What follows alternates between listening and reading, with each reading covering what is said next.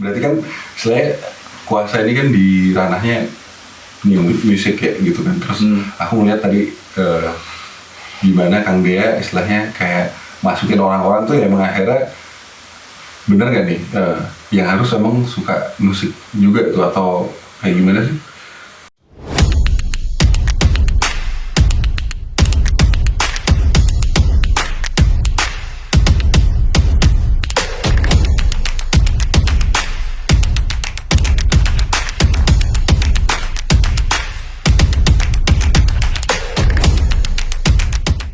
Gimana Kang Dea istilahnya kayak masukin orang-orang tuh ya emang akhirnya bener gak nih yang harus emang suka musik juga tuh atau kayak gimana sih? Ya sebenarnya simpel sih, ngerti routing aja sebenarnya. Apa tuh? Maksudnya routing audio gitu, kayak sound kan kayak ya setidaknya gitu ya punya pengalaman ngoprek audio di komputer. Jadi dia tahu routingannya dari hanya kan kalau kayak kita gitaris itu kan banyak efek-efeknya gitu. Jadi dia bisa breakdown ini, oh ini suara ini gitu. Kalau dia punya itu berarti dia punya vision kan untuk mengembangkan produk itu. Iya. Kayak apa? Karena tuh di balik itu tuh udah banyak sekali yang namanya kayak Doppler effect lah. Ya aku mah dengerin anak-anak mereka ngomong gitu ya. Fast Fourier transform lah dan apa sudah macam ternyata di balik efek-efek gitar yang efek-efek suara yang saya kita dengar gitu ya, vision apa segala macam banyak sekali metode dan wizardry lah. Fisika, elektro dan multidisiplin itu. Tapi apa namanya nggak tahu nih aku agak-agak ini banget sih apa sih namanya lagi ngulik juga sebenarnya tentang people di bisnis kan ya karena emang ya akhirnya terutama kayak Kuasa ini aku cukup yakin sih kemungkinan besar tuh istilahnya orang tuh jadi pemain kunci di Kuasa kan. Wah banget.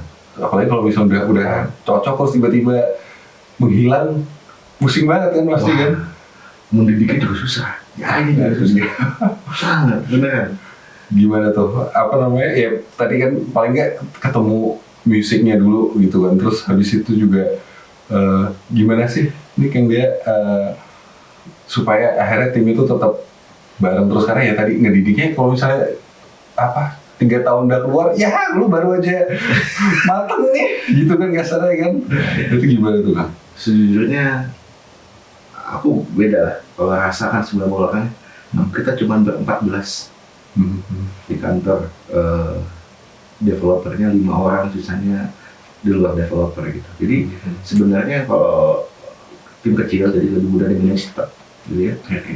Terus kalau kita mah lebih punya prinsipnya gini, karena kita sadar gitu ya, kalau susah cari anak-anak di SP gitu ya, dengan digital signal processing gitu ya, yang jago-jago kayak gini, ya mau nggak mau memang kita carinya tuh ninja gitu, bukan soldier.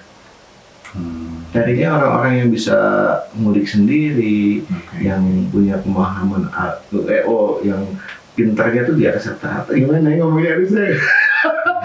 Gimana yang cukup karena ngulik aku kalau ya tetap gitu ya ngobrol itu kadang-kadang anak kantor suka curhat gitu kan.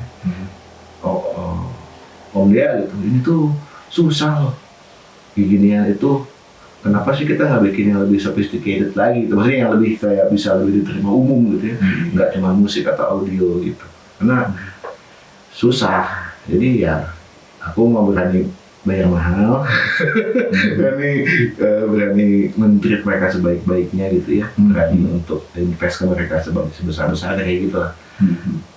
Mungkin mereka agak capek gitu ya, agak apa namanya loadnya agak besar, tapi ya karena mereka orang-orang yang dalam tanda kutip enjoy gitu ya, dalam bidangnya passionate gitu, orang-orang yang meticulous tapi passionate gitu. Jadi kayaknya buat mereka juga ini seru aja. Di kantor kita kalau ngelihat mereka lagi kerja keras nih, tapi jering aja gini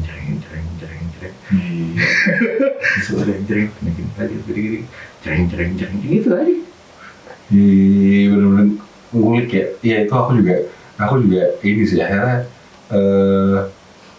banyak banget aku juga ngobrol sama mentor-mentor lah ya yang senior lebih jago dari kita tuh akhirnya nyari orang yang emang ya suka ngulik aja di situ karena emang akhirnya jadi dia akan cari tahu untuk lebih dalam lagi supaya akhirnya bisa berkembang gitu ya sih. Iya. Karena itu cari mastery ya. Iya. Itu ya di kantor tuh kita lumayan cukup lama ya, maksudnya efek segala macam udah diulik, metode-metode banyak banget. Udah cukup lumayan lah veteran lah gitu, meskipun anak-anak kantor tuh bisa dibilang bukan orang-orang yang spesifik murid di SP gitu, maksudnya gimana ya, yang backgroundnya kalau di luar negeri pada sekolahnya gitu kan ya kan jadi gitu. Iya. Tapi di sini pun, di Indonesia pun sebenarnya kalau misalnya yang ngobrolin di SP ya kebanyakan dari elektro, fisika, engineering juga kayaknya lumayan lah, tapi sama IF paling ya kayak gitu ya. Iya kan? Terus ini spesifiknya di situ gitu. Betul, dan makin mengkerucut lagi yang ngerti ngulik musik juga kan. Iya. Karena akan ada gini, ini kok dia kayak tahu berarti. Kedengeran nih, kok yang ini lebih terang, kok ininya attack-nya ada istilah-istilah gitu. Kayak teksturnya tuh yang ini lebih kasar, ini lebih halus. Tapi kalau yang ini setiap kali petikan gitar gitu, lebih kerasa, kalau yang ini kayak yang ditahan, ada kayak gitu.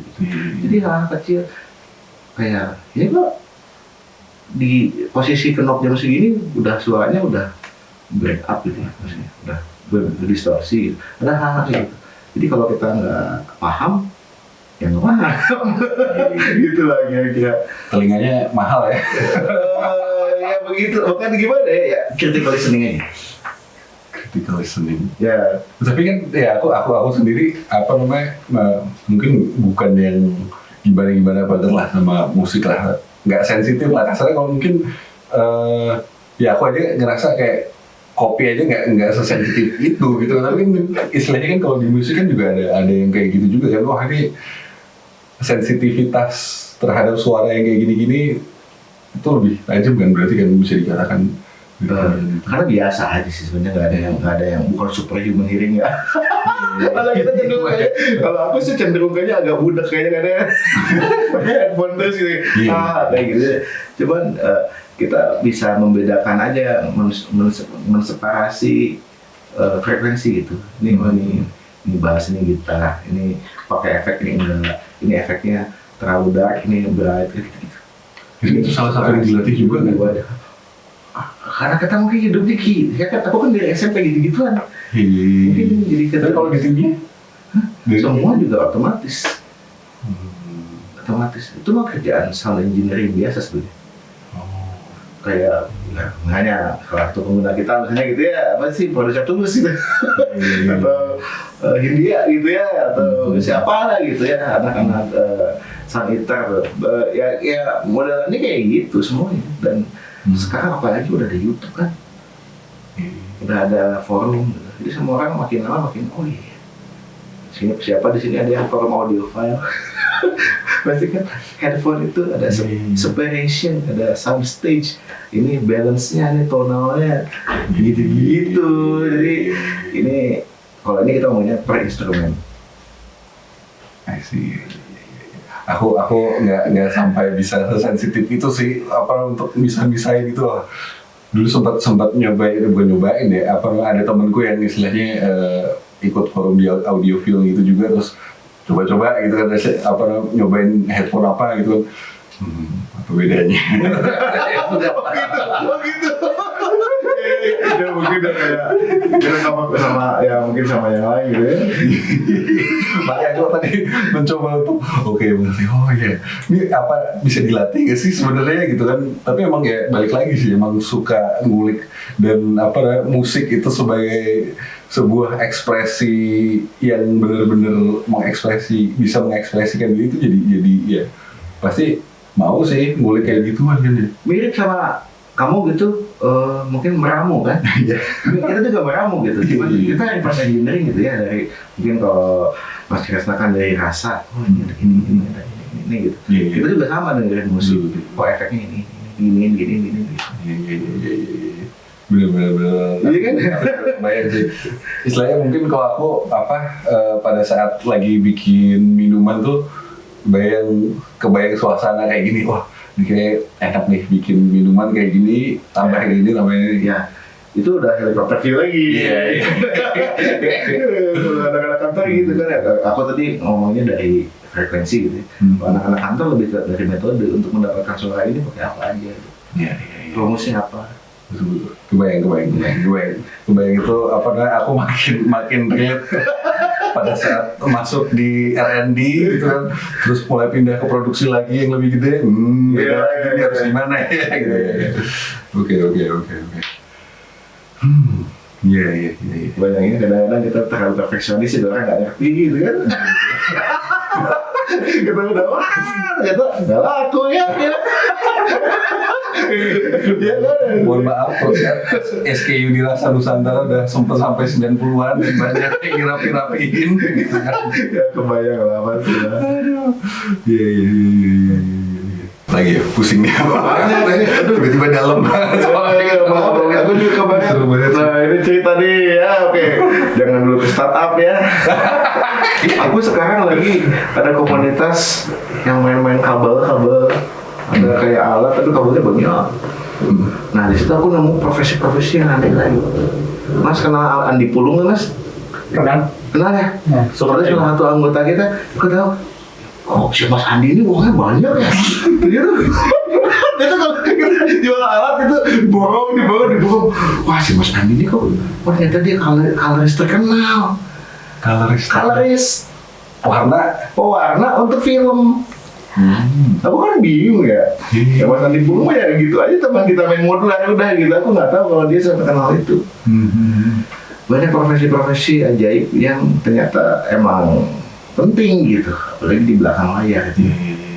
Kan kayak coloris itu kan kosmetiknya, tapi di film terus alatnya banyak yang kan kita nggak ngerti apa. Ada yang analog, bingung ya, kasih color kan aku tahunya kan filter gitu kan. Kalau ada alat analog begini-gini,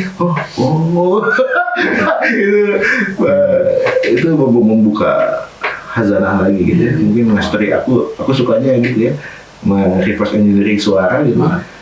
Ternyata yang main di warna cahayanya. Ternyata kamu masih bodoh gitu. Apalagi kalau misalnya cahaya mungkin juga ngaruh ini juga kali ya. Kalau misalnya sebenarnya kan ya sama sih di musik juga. Sebenarnya kan kalau misalnya digital tuh ya karena 1010 tuh jadi istilahnya tuh spektrumnya jadi lebih terbatas nggak sih? Terus tapi kalau yang analog tuh emang ya tetap ada imperfection juga kan akhirnya kan. Iya. Itu mah kalau analog itu kan semuanya fisika ya. Fisika mah ilmu alam kan ya. Iya. Nah kerjaan kita ya kalau aku juga di kantor gitu ya kita mereplikasi fisika itu gitu, bikin gema gitu, gimana caranya coba. Bikin bahkan sampai titik-titik yang kita manipulasi fisika tidak mungkin gitu. Itu seru lagi. Iya. Jadi ada efek-efek gema, tapi gemanya tuh tiap pantulan suaranya ada pitch-nya ada diganti, kan itu juga beda. Seru itu. Iya. Seru. Kita sebagai anak produk, wah itu ngulik banget. Yeah. Tapi gimana tuh? Apa namanya? Ya kita kan emang anak produk, ngulik produk tuh, wah seru banget. Keren nih gini, explore sana itu sini, terus habis itu kan akhirnya pasar ada yang mau nyerap nggak gitu kan? Iya. Nah, itu gimana tuh? Apa namanya? Sebagai ya bintang produk. Kan musik mah bisa dibilang musik mah passion aku ya. Tapi kalau si kuasa nih sebisa mungkin emang. Jadi aku mah dailynya emang dari sana. Kehidupannya dari sana. Uang benar-benar dari sana. Jadi sebisa mungkin kita emang sangat mawas sama pasar gitu. Jadi kita nggak bikin segala sesuatu yang, jadi gini kerasa banget. Kita kalau terlalu idealis, pengen achieve sesuatu yang terlalu gitu ya. Kadang-kadang nggak mawas, terlalu egois gitu ya. Oh kata gue ini keren nggak gitu. Jadi kita fokusnya ke progres aja. Terus apa yang laku gitu. Kira-kira yang di forum lagi banyak diomongin atau demand lagi ada atau produk kompetitor yang lagi seru, kita bikin versi kitanya gitu ya. Kalau nggak tentu modifikasi, kita harus mawas yang kayak gitu. Kadang-kadang kita pernah bikin produk setengah jadi gitu ya, tahun 2000, mungkin 10 tahun lalu gitu. Terus tiba-tiba wah bagi demandnya nih gini nih, kita sempurnakan, kita kasih ini rilis. Aku gitu. Gitu lah. Baik. Ya aku juga tadi mendengar cerita dari Kang Dea istilahnya mendobrak dari sisi idealis, terus akhirnya sekarang istilahnya banyak banget sih aku ngeliat pembelajaran dari Kang Dea istilahnya ya akhirnya gimana caranya kita tetap memberikan idealisme kita, nilai-nilai kita ke khalayak, ke dunia, tapi gimana juga caranya supaya tetap relate gitu kan ya, dan kita juga tetap harus ngedenger nih si pelanggan-pelanggan kita, calon pelanggan kita, dan mungkin at some point akhirnya kadang-kadang kita berusaha untuk ngeliat ke depan ya gak usah banyak-banyak 5 tahun lah, 1 sampai 2 tahun tuh udah cukup lah untuk ini ya gitu, cukup penting karena ya realistis ya, kita kan sekarang punya pegawai sekian orang gitu ya, semuanya ada cash flow yang mesti dijaga ya. Gimana caranya itu ada berimpeks pada kita bisa laku ya. Gitu lah. Gitu kira-kira. Lumayan itu, apalagi kita kan jual ada software ya. Kalau software nggak ada stok. Semuanya kita jual dalam bentuk serial number. Nah itu gimana caranya bikin supaya sold out itu challenge itu. Tapi kalau pelanggan sebenarnya kan udah worldwide kan sebenarnya kan. Worldwide, mau nggak mau kan di marketnya di Indonesia belum mencerang gini. Oke. Tapi kalau aku karena nggak di dunia juga, sebenarnya kalau di Indonesia juga jadi ya main nomor 1 di situ ya, top 5 gitu. Atau cuma sendirian, jangan sendirian gitu. Beneran sendirian. Ya Asia Tenggara gitu dong. Ya kita saya kan mungkin kreatif mainnya lebih, ya mungkin kreatif gitu. Kreatif kan lebih ke gaming dan apa segala macam. Kalau yang kayak kita ini Israel paling. Israel yang paling ini. Israel salah satu yang berduaan yang edan gitu. Ya, kalau di Asia kita di Israel gitu. Jadi kita saingan dengan perusahaan-perusahaan yang size-nya pun puluhan kali lipat lebih gede daripada kita gitu ya. Gimana dong? Tapi ya serunya musik gitu. Selalu ada niche. Selalu ada ceruk pasar yang orang cari gitu. Itu kan gimana masak nih? Gitu lah. Musik aja kan, musik juga. Semua orang nggak cari harus gitu. Iya. Nah, Kang Dea gimana tuh? Nggak tahu ya, aku kebayangnya butuh lah istilahnya kayak mentor nih, mungkin mentor dari sisi musiknya juga, terus habis itu mentor dari bisnisnya juga, itu gimana tuh kan? Nah, itu perjalanan mencarinya kah atau sampai akhirnya wah di connect enak banget nih sama dia nih? Gitu kan kita ngebahas mengenai model CEO ya. Aku akhirnya jadi awalnya banyak ke marketing, tapi aku sebenarnya kan produk banget. Iya. Baik, kita ngobrolin itu tadi belajar di SP dikit-dikit, tapi wah iya Kang Dea ini masalah produk gitu. Makanya mesti belajar banyak dari untuk ya, jadi bagaimanapun juga ya itu kita nyambung ke startup Bandung. Ya kalau ngomongin masalah bisnis, breakdown value chain gitu ya, masalah nge-handle orang dan apa segala macam ya startup Bandung lah yang ngajarin itu semua. Dulu ini yang mau ngomongin Endeavor gitu kan. Lu masuk Endeavor kan, gak ngerti game gitu. Aku juga banyak dengar juga dari Teh Dina atau apa namanya, ya istilahnya kan dia dapat pembelajaran banyak dari Endeavor, terus dapat mentoring juga ya dari mereka ya. Iya. Sony Music. Atau iya sih? Itu gila itu mantap. Ya ada di dulu namanya siapa ya. Cuman beliau itu anak startup yang ditarik ke Sony Music karena Universal Music. Artinya kita nggak tahu kan kayak Shazam yang buat kan investasi itu portofolionya Sony Music nih Pak. Ya tapi terlepas dari itu banyak pertanyaan, aku googling keluar nama, dari Startup Bandung kontak gitu. Ternyata yang orang-orang yang ahli-ahli di bidang tech gitu ya, startup segala macam itu ada di komunitas kita semua gitu. Jadi ternyata jagonya ini jagonya desain thinking, Saska misalnya gitu kan. Tanya aja, Saska gue butuh tools kan, gue bikin sama dia, ngobrol aja dengan gaya Bandung gitu. Iya. Itulah jadi kenapa aku ngerasa sangat turutang budi dengan startup Bandung gitu. Terobligasi untuk ya gue mau nih kontribusi di sini. Jadi sekarang ya gue mendapatkan banyak manfaat nih di sini Iya. gitu. Nggak mental gue semua kayaknya lu juga mental gue itu beberapa hal gitu kan, ayu gitu. Itu ya sama lah, kita kan saling ini ya, saling belajar. Saling mengisi karena ya akhirnya ya masing-masing orang punya keunikannya masing-masing dan itu bisa mengisi kekurangan kita kan pada dasarnya ya gitu kan akhirnya di komunitas. Kita kan berhadapan dengan ocean gitu kan. Betul. Ya kan, kita mah ya kecil aja gitu. Kecil tapi ini banyak yang masih dipelajari gitu kan. Iya. Ya, kurang lebih begitulah kita ngobrol-ngobrol sama Kak Dea. Seru banget ngobrol tentang ya perjalanan hidup Kak Dea gitu kan ya. Terus juga perjalanan tentang bermusik juga. Belum lagi kita ngobrolin bisnis juga dan banyak banget ternyata ya Kak Dea ini orang produk, CEO produk gitu kan yang akhirnya berusaha belajar untuk ngerti nih tentang bagaimana kita memasarkan ya bisnis kita, produk kita pada khalayak dan ya aku juga belajar Kak Dea orang yang sangat pay it forward apa yang udah Kak Dea dapat gitu dan dia pengen kontribusi juga akhirnya buat komunitas, buat sekeliling dan ya akhirnya di situ kayaknya Kak Dea juga ya menemukan dirinya, kebahagiaannya juga Ya. dan ya begitulah Kak Dea. Terima kasih telah menonton podcast kami Meramu Rasa. Jangan lupa untuk klik like and subscribe, dukung podcast kami untuk kita bisa mengundang teman-teman dari industri yang banyak dengan latar belakang yang berbeda-beda dan ya mari kita nikmati hidup kita. Terima kasih.